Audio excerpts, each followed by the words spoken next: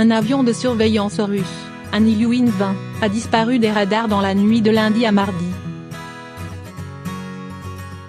Il survolait la Méditerranée pour rentrer à sa base aérienne de Maïmim, à quelques kilomètres au sud de Latakié, le fief alaouite. C'est la DCA syrienne qui a frappé par erreur cet avion, ce que les Russes ont annoncé assez tôt. On imagine l'embarras de l'armée syrienne, d'autant que 14 militaires russes sont morts dans l'accident. Mais les autorités militaires russes n'en sont pas restées là et ont imputé une part de responsabilité aux Israéliens. En effet, 4 F-16 de l'État hébreu attaquaient au même moment plusieurs cibles près de Latakié. Ce sont apparemment des dépôts de munitions qui étaient visés. L'attaque, qui a fait plusieurs morts dans les rangs syriens, a évidemment entraîné une riposte syrienne massive. De nombreux missiles israéliens ont été interceptés par les batteries S-200 fournies par la Russie, mais hélas un des missiles solaires a détruit l'appareil qui se trouvait là par hasard et, bien sûr, dans le plus grand secret.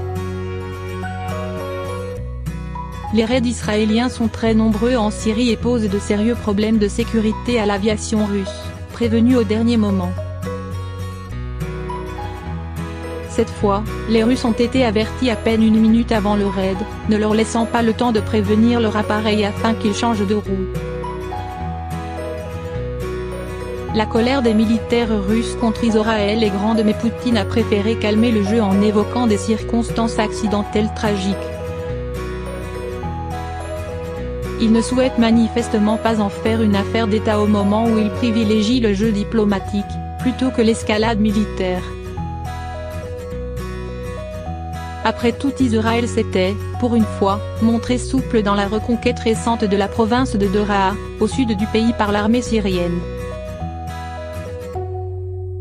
Elle avait laissé faire, exigeant seulement l'exfiltration des casques blancs, une demande américaine, et la présence de militaires russes sur le Golan. La dernière province tenue par les islamistes, Idlib, fait également l'objet de discussions serrées avec la Turquie. Poutine et Erdogan se sont rencontrés à Sotchi pendant 4 heures pour trouver un compromis.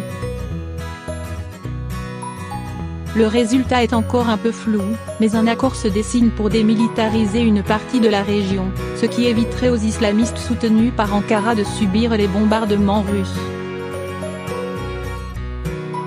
Mais comme il faudra bien régler son compte à al-Nusra, devenu Hayat Tahrir al-Sham, le choix des cibles risque d'être un peu complexe.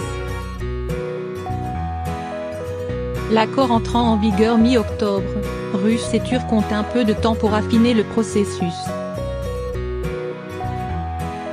C'est un succès pour Erdogan qui évite ainsi l'offensive généralisée qu'il rejetait.